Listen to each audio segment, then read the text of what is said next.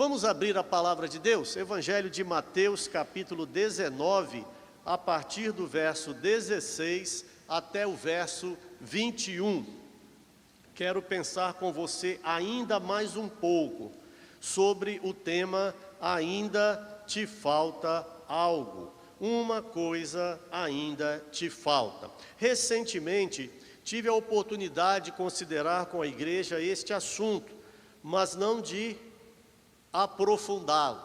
Por isso, nesta noite, quero ter essa oportunidade e contar mais uma vez com a sua preciosa atenção a Escritura Sagrada e a manifestação da vontade do Senhor através da sua palavra, para que eu e você sejamos fortalecidos, edificados e assim possamos prosseguir a jornada com Cristo. No capítulo 19, o evangelista Mateus testemunha, este sim, ocular do ocorrido, registra dois encontros bastante inusitados do ministério terreno de Jesus. Um deles, quando as mães trazem os seus filhos, as suas crianças, para que Jesus as abençoe. E na segunda parte do capítulo, o encontro do jovem rico com o Salvador. Então estarei agora lendo estes versículos e a partir daí então vamos considerá-lo nesta noite diante do Senhor. Assim está escrito: eis que alguém se aproximou de Jesus e lhe perguntou: Mestre, que farei de bom para ter a vida eterna?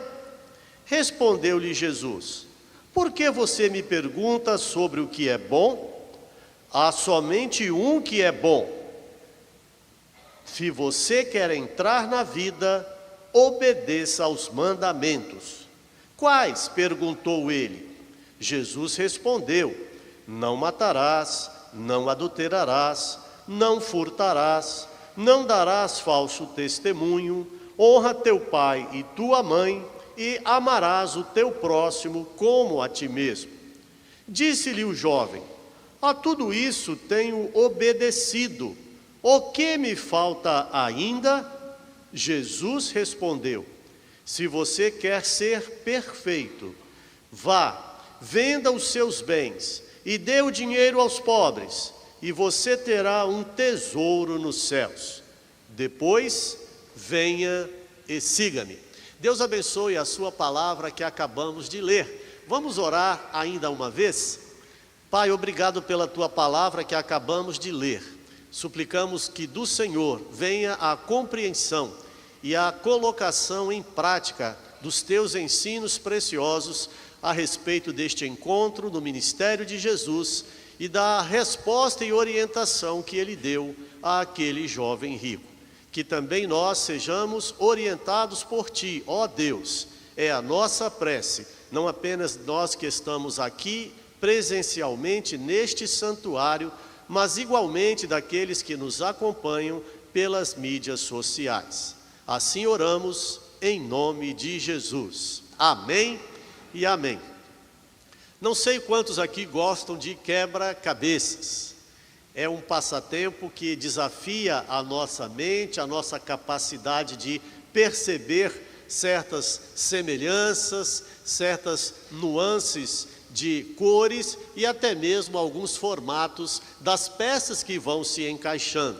Desde pequeninos, as crianças podem sim e devem ser apresentadas a este passatempo que não tem contraindicação. É bastante agradável, saudável e pode ser praticado por toda a família, diferente do celular na mão de cada um. Pois bem, quando um quebra-cabeças nos é apresentado, imagine que você comprou um de 2.000 peças e deseja começar o desafio de montá-lo, recomenda-se que você conte as peças, não é mesmo? Para evitar que haja alguma surpresa desagradável e só haja 1.999 peças, o quebra-cabeças ficaria incompleto. O fato é que quando dizem para nós, se você viveu isso enquanto criança, se você como pai, como mãe, passou por essa experiência, quando uma peça é perdida, o quebra-cabeças perde a graça. Ninguém mais quer montar, porque de antemão se sabe que falta alguma coisa, falta um pedaço. Por isso mesmo, na história que Mateus narra a respeito deste encontro de Jesus com o jovem rico, poderíamos assemelhar a um quebra-cabeça onde uma peça ainda está faltando.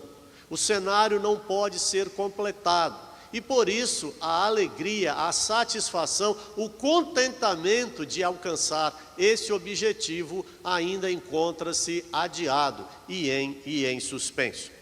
O que é que falta no seu quebra-cabeças? Nesta noite eu gostaria de pensar neste encontro sob a perspectiva do Salvador. Ele não procurou exatamente aquele jovem, mas como Deus que era, ele já sabia de antemão que seria procurado, que haveria uma pergunta, que ele teria que dar uma resposta. Por isso, neste encontro, é importante percebermos agora, neste momento, a orientação de Jesus para aquele homem e tentarmos nos colocar em seu lugar, para que possamos receber igual orientação segura, para que possamos ser abençoados pela direção do Filho de Deus, que desceu o céu e veio à terra para nos ensinar o caminho que leva ao Pai. Se Jesus perguntasse para você nesta noite, o que é que lhe falta? Certamente você teria talvez algumas respostas, ou ainda alguma pronta na ponta da língua. Senhor, está me faltando isto. Está me faltando este momento. Está me faltando esta oportunidade. Está me faltando esta condição. Imagine, o enfermo diria, eu quero ser curado. O desempregado diria, eu quero uma oportunidade para o sustento meu e da minha família.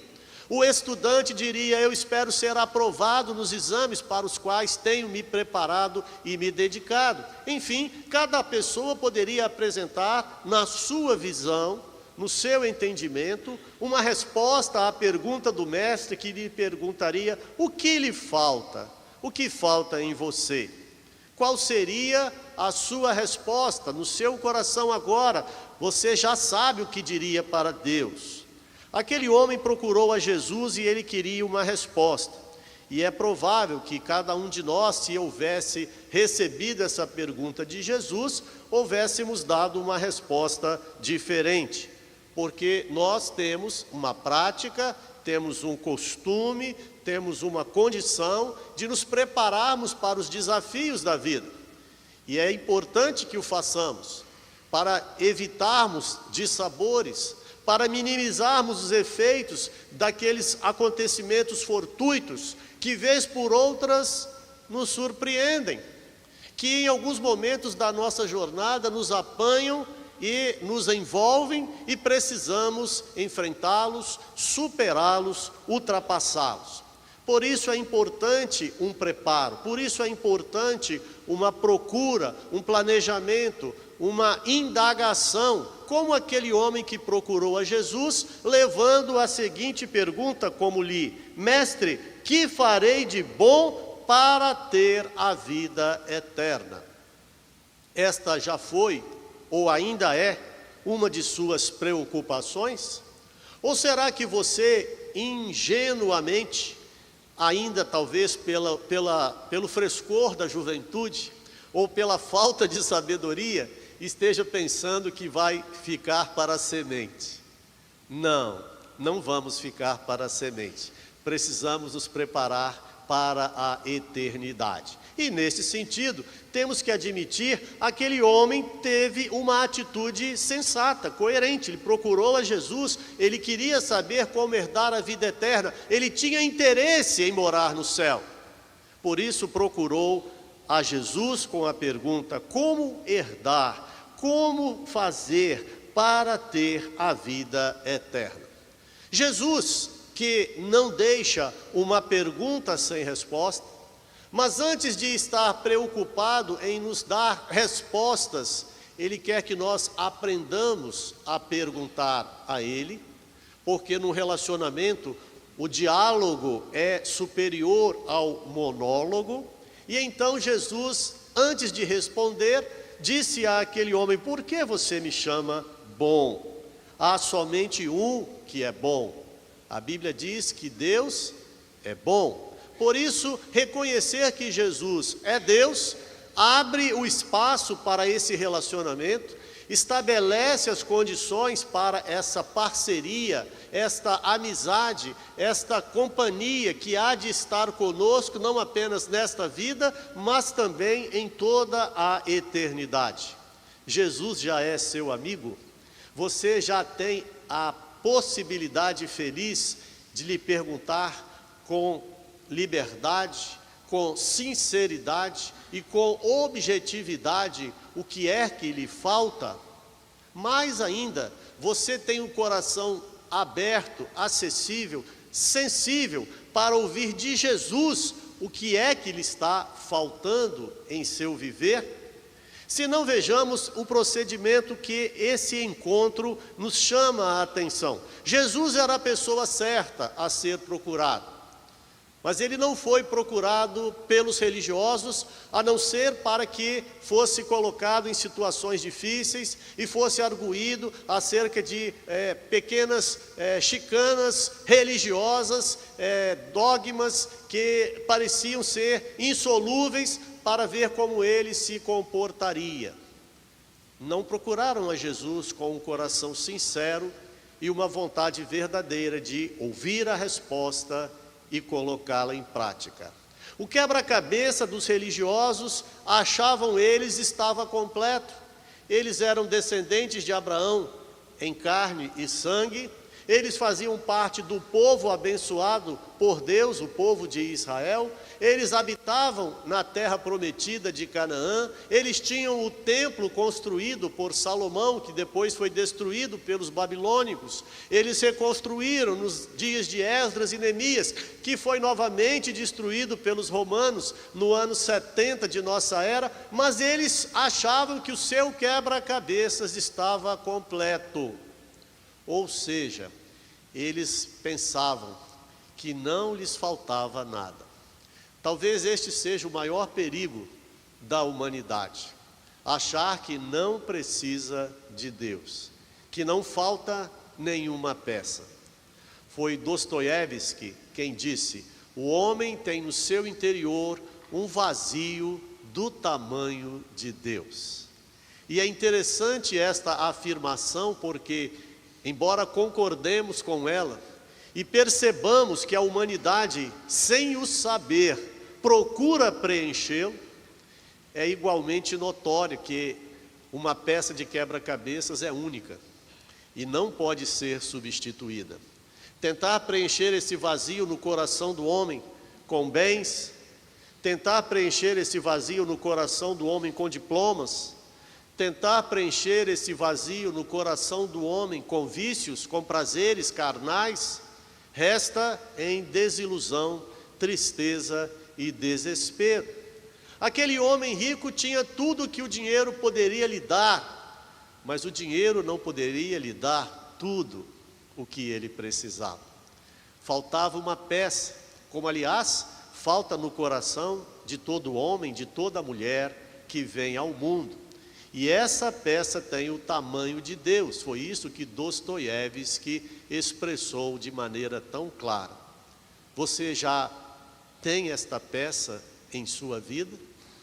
Essa oportunidade, esse espaço já é preenchido por aquele que de direito é o Senhor e Criador do universo?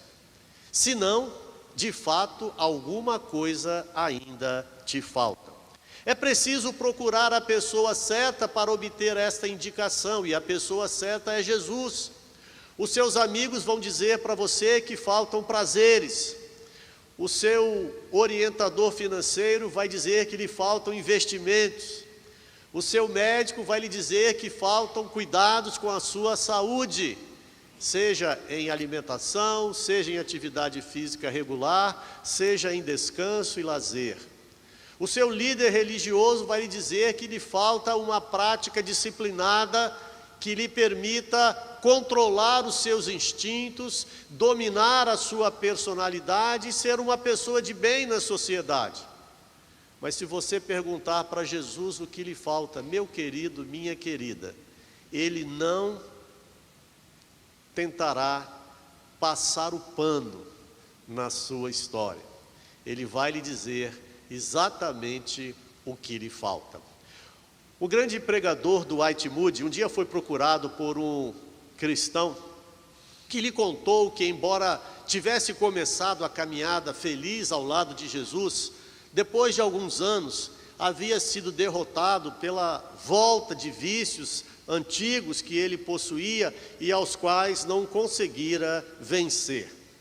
Moody carinhosamente escutou o seu relato e depois o confrontou com o ensino da Escritura, dizendo: meu querido, o seu problema é simples. Você aceitou a salvação em Cristo Jesus pela metade. Como assim, pastor Moody? Perguntou aquele homem. E Moody explicou: a salvação traz à vida daquele que crê em Cristo o perdão dos pecados, o nome escrito no livro da vida, a oportunidade de escapar da condenação eterna. E isso é verdade e é muito bom, mas a salvação tem uma outra metade que você não quer aceitar. Como assim, pastor? Indagou ele. E Moody explicou: é que a salvação também tem o poder de Cristo na vida dos seus seguidores para vencer a tentação e fugir do pecado. Não é outra a situação de muitos cristãos que querem as bênçãos de Deus, mas não querem o seu poder na sua vida, mudando a sua história, transformando em uma nova criatura e dando-lhe a oportunidade de um testemunho eloquente e poderoso. Uma peça pela metade não resolve o seu quebra-cabeças. Ela precisa ser inteira. Não apenas o perdão, que já é maravilhoso em Cristo, mas também o seu poder para transformar a minha vida, a sua vida, todos os dias da nossa caminhada. Aquele homem precisava de uma nova perspectiva, porque, no dizer dele, os mandamentos não eram apenas conhecidos, eram praticados. Quando Jesus lhe disse: você deve praticar os mandamentos, ele ainda perguntou: quais? Como se não o soubesse. Como religioso, ele já deveria ter ouvido falar sobre os 10 mandamentos, que pode ser encontrado no capítulo 20 de Êxodo, ou no capítulo 5 de Deuteronômio, quando o decálogo é repetido a uma nova geração de israelitas, antes de entrarem na terra prometida. Ele, do alto da sua vaidade, da sua soberba, afirmou: a tudo isso tenho obedecido. Senhor, eu tenho praticamente todas as peças do meu quebra-cabeças. A minha vida está em ordem. Eu sei exatamente como viver e vivo bem. Sou rico, nada me falta, pensava ele. Mas ao procurar a pessoa certa e ao fazer a pergunta certa, aquele homem ouviu de Jesus algo que ele não esperava ouvir. Jesus lhe disse: ainda te falta alguma coisa, ainda lhe falta algo. No verso 21, é Jesus quem traz a resposta correta para aquele homem: se você quer ser perfeito, vá, venda os seus bens e dê o dinheiro aos pobres, e você terá um tesouro nos céus. Depois venha e siga-me. Quando um cristão lê este versículo, à primeira vista, parece que ele está diante de um remédio genérico. Parece que a orientação de Jesus é uma orientação que precisa e deve ser seguida à risca por todos os seus discípulos. Foi talvez baseado nesta aparentemente primeira impressão do texto, que alguns religiosos ao longo da história entenderam que seria necessário fazer, por exemplo, um voto de pobreza. Mas essa leitura, essa interpretação não é correta. Jesus não dará a mesma resposta para você e para mim quando o procurarmos com sinceridade e lhe perguntarmos: Senhor, o que está faltando em minha vida? Como um médico atencioso e cuidadoso, que conhece os sinais que estão presentes nos nossos exames complementares, Jesus dirá com precisão homeopática, não apenas o tratamento, mas também a dosagem para cada um de nós. O que eu quero dizer com isso, querida, que o que falta na sua vida não é necessariamente o que falta na minha. Você entende isso?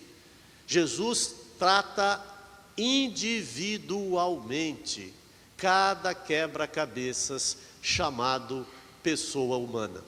Ele sabe o que falta e ele não tem nenhuma dificuldade em lhe apontar exatamente o que está faltando. Como já ouvimos dizer, ele coloca o dedo na ferida, aquele pecado de estimação, aquele vício que talvez eu ou você não queiramos deixar, aquela atitude que, embora sabendo que é errada, insistimos em repetir em nossa jornada, com consequências tristes, desagradáveis, dolorosas e sofridas para nós mesmos, para os nossos familiares, para as nossas comunidades de fé, enfim, para toda a sociedade humana. Jesus disse para aquele homem algo que se aplicava a ele: olha, você quer ser perfeito. Que bom, você não quer apenas passar na média, você quer passar com nota 10, você quer ser aprovado com louvor, você quer ser perfeito. Então está aqui a receita. Para você o que está faltando é: vá vendo seus bens e dê o dinheiro aos pobres, e você terá um tesouro nos céus, e depois venha e siga-me. A maioria das vezes, quando alguém se refere a esse texto, se refere ao fato de que Jesus disse para ele se desfazer dos seus bens. É verdade, Jesus disse para ele fazer isso, mas não foi a única recomendação. São 3 recomendações para que ele alcançasse a perfeição. Vejamos então o que Jesus lhe disse. Primeiro, você precisa se desfazer dos bens que ocupam o seu lugar de prioridade na vida. O seu Deus é Mamon. Você vive pensando em você e nos seus bens, como naquela parábola que Jesus contou do fazendeiro que teve uma super safra lá no centro-oeste do Brasil. Não, brincadeira, foi lá na parábola que Jesus contou. E naquela super safra ele pensou: o que eu vou fazer com tanta riqueza? Não tenho onde guardar, não tenho a caixa forte do tio Patinhas, não tenho celeiros capazes de armazenar toda essa super safra que o ano de 2025 há de trazer à nação brasileira. E ele mesmo, sem pedir a opinião de ninguém, olhando para si mesmo, para o seu sucesso empresarial, disse: já sei, derrubarei os meus celeiros, edificarei outros maiores ainda, guardarei tudo ali, e direi para minha alma: alma, tens em depósitos muitos bens, para muitos anos.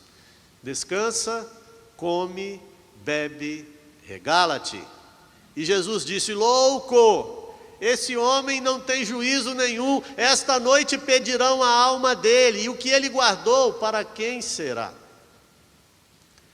O jovem que procurou Jesus era rico, era admirado, era talvez um excelente partido na sua cidade, aquele genro que toda sogra gostaria de ter, aquele marido que toda jovem poderia sonhar. Mas Jesus disse que lhe faltava livrar-se da avareza, livrar-se da obediência à riqueza.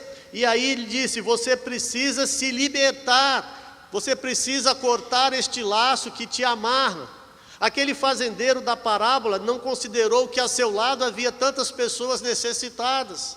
Aquele fazendeiro não considerou que a terra que lhe produzira uma super safra voltaria a produzir no ano seguinte novamente.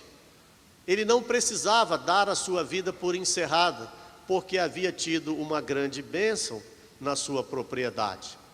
Mas a palavra de Jesus inclui também que ele teria um tesouro nos céus.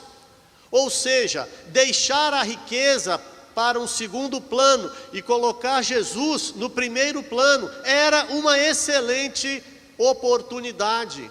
Ele trocaria uma riqueza por um tesouro inigualável, um tesouro infinitamente melhor e maior.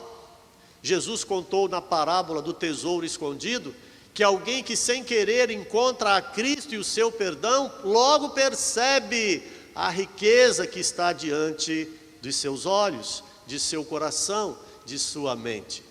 Também a parábola do comerciante de boas pérolas, quando ele encontra uma pérola de grande valor, ele sabe que aquilo tem um preço exorbitante, e ele é capaz de abrir mão dos seus recursos para poder se tornar proprietário daquela pérola de grande valor. Aquele jovem não foi capaz de perceber que Jesus estava lhe oferecendo um tesouro em troca das suas migalhas de cereais, de cabeças de gado e propriedades. Mas ainda, o tratamento que Jesus prescreveu para aquele jovem: coloque a riqueza de lado, considera o tesouro que eu estou te oferecendo, e depois venha e siga-me. Geralmente, ninguém lembra dessa parte final do versículo, mas ela é a mais importante. De que adianta, disse Jesus, o homem ganhar o mundo inteiro e perder a sua alma? De que adianta você ter bitcoins e ser barrado na porta do céu? Por falar em ser barrado na porta, eu quero terminar com essa observação de que uma situação que muitas vezes nos embaraça é quando nós ficamos travados naquela porta giratória de um estabelecimento bancário, não é mesmo? Eu sei que hoje em dia pouca gente frequenta banco, é mais a minha turma que tem esse hábito, mas todas as vezes que acontece de alguém ser barrado numa porta giratória, não importa a sua idade, é sempre uma situação constrangedora. Esquecemos alguma moeda, algum chaveiro, talvez o celular, alguma coisa que acionou o sistema e a porta não abriu. Aquele homem que procurou a Jesus, ele queria entrar no céu. E embora ele não diga isso, pela sua cabeça, ele deveria imaginar: a porta pode travar, mas eu não quero que isso aconteça, eu quero entrar no céu. Então eu vou perguntar a Jesus, aquele que veio do céu: como é que eu faço para passar na porta? Como é que eu entro sem que a porta se trave? Como é que eu consigo obter aquilo que eu tanto quero e que ainda me falta, a peça do meu quebra-cabeças? E quando o guarda do banco pede para você esvaziar os bolsos, esvaziar a bolsa, tirar o cinto, o sapato, seja lá o que for, e você consegue finalmente entrar, há um alívio, não é? Há uma satisfação, há um contentamento. O pastor Estênio Márcios foi convidado para ser o cantor no nosso congresso, o 7º congresso da terceira idade, que acontecerá em julho deste ano. E eu vou pedir para ele cantar uma música chamada O Sonho, uma música em que ele poeticamente narra o sonho que ele teve de ter chegado ao céu e ter sido barrado na porta. Então você já é convidado para ouvir o pastor Estênio, pastor presbiteriano, que vai louvar a Deus aqui no mês de julho, em nosso congresso de terceira idade, aberto a toda a igreja. Aquele homem não queria ser barrado na porta do céu. Você já tem a senha?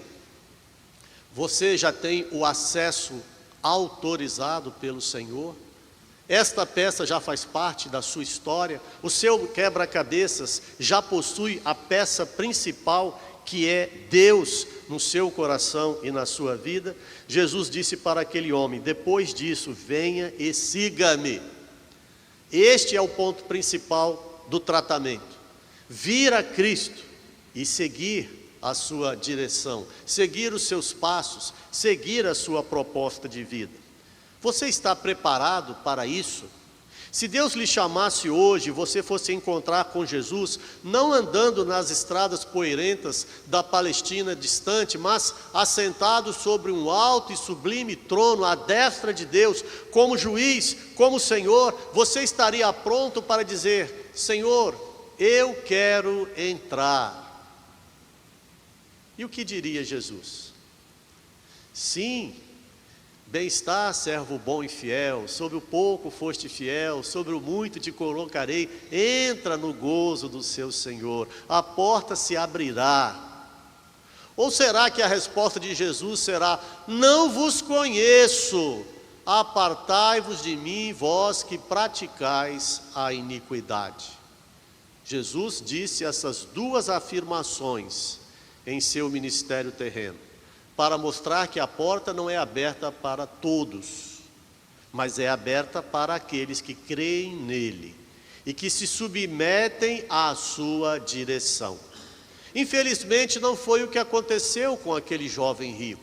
O último verso, que eu não li de propósito, é o verso de número 22, diz, e você pode conferir aí na sua Bíblia aberta, que ouvindo essa prescrição de Jesus: se você quer ser perfeito, vá e venda os seus bens, dê o dinheiro aos pobres, e você terá um tesouro nos céus. Depois venha e siga-me, como estes homens estão fazendo. O verso 22 diz: ouvindo isso, o jovem afastou-se triste, porque tinha muitas riquezas. Aí entendemos por que Jesus lhe prescreveu aquele tratamento. Não é necessariamente o meu nem o seu.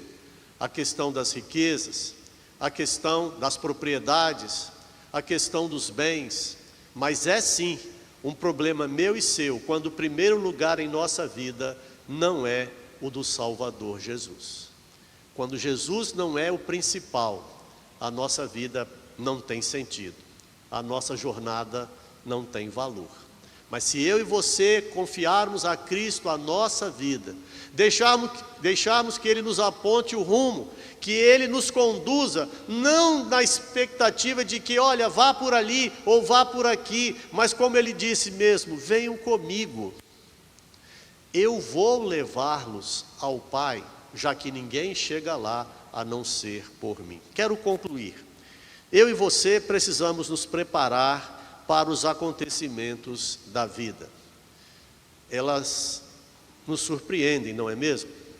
Cada onda, cada coisa que surge, cada situação que aparece, nós nos deparamos com dificuldades, nos deparamos com circunstâncias contrárias, para as quais precisamos buscar respostas, atitudes, tratamentos e, enfim, superações. Mas, de fato, preparar-nos para a eternidade é ainda a coisa mais importante, porque ela está se aproximando. Desde que nascemos, nunca estivemos tão próximos, e a cada dia mais nos aproximaremos da eternidade. Daí a importância, meu querido, minha querida, de que você considere com seriedade esta falta, esta peça que talvez ainda não esteja presente na sua vida, no seu quebra-cabeças. Você já fez a procura da pessoa certa? Você já foi a Jesus perguntar o que lhe falta? Tenha a coragem de fazer isso, Ele vai lhe dizer. Quando você lhe perguntar, Ele vai te dizer o que lhe falta. E tendo a resposta certa, a prescrição com o seu nome, com o seu CPF, você poderá obedecer, poderá colocar em prática, e a sua vida será nova. Como diz a Escritura, se alguém está em Cristo, nova criatura é. As coisas velhas já passaram, eis que tudo se fez novo. A vida que Jesus traz é nova e é abundante. Uma vez, Jesus foi procurado por um cego. E quando aquele cego finalmente conseguiu acesso, dada a dificuldade que ele tinha, as suas limitações para enxergar e localizar e se aproximar do Mestre Jesus, ele se aproximou e ouviu de Jesus a pergunta que ele mais ansiava: o que queres que eu te faça? Talvez aquele jovem rico quisesse algo assim: vou procurar Jesus, vou fazer-lhe uma pergunta e ele vai me encher a bola, e ele vai massagear o meu ego, e ele vai falar das minhas qualidades, das minhas virtudes, certos. Não, querido, querida, Jesus vai dizer exatamente o que está faltando na minha vida, o que está faltando na sua vida. E este ano de 2025, que está apenas começando, embora já o primeiro mês da nossa vida, conforme ele nos aponta, pode ser o ano em que você entregará de fato o seu viver nas mãos de Jesus. Pode ser o ano em que você lerá a Bíblia toda e perceberá quanta coisa boa que você ainda não tinha aprendido. Pode ser o ano em que você desejará descer às águas, ser batizado, batizada, tornar-se membro da igreja local e servir ao Senhor com seus dons e talentos. Pode ser o ano em que você vai falar de Jesus para algum amigo, colega ou vizinho e vai ter a alegria de ganhá-lo para Cristo. Eu não sei o que está faltando, mas Jesus sabe. Por isso é a Ele que precisamos perguntar. Àquele cego, Jesus perguntou: o que queres que eu te faça? E ele disse prontamente: Senhor, eu quero ver. E Jesus restaurou-lhe a visão, e ele enxergou, e ele contemplou o Salvador. E o texto sagrado lá diz que logo viu e seguiu a Jesus pelo caminho. Remédio que faz efeito é aquele que depois de prescrito é adquirido e tomado na dosagem recomendada. Então, se você vai procurar a Jesus hoje à noite para lhe perguntar o que falta na sua vida, esteja pronto, esteja preparada, vai receber a receita com seu nome. Coloque-a em prática, siga a direção que Jesus lhe apontar, e assim você terá a oportunidade de completar o seu quebra-cabeças e ter uma vida que realmente vale a pena ser vivida, aqui e na eternidade.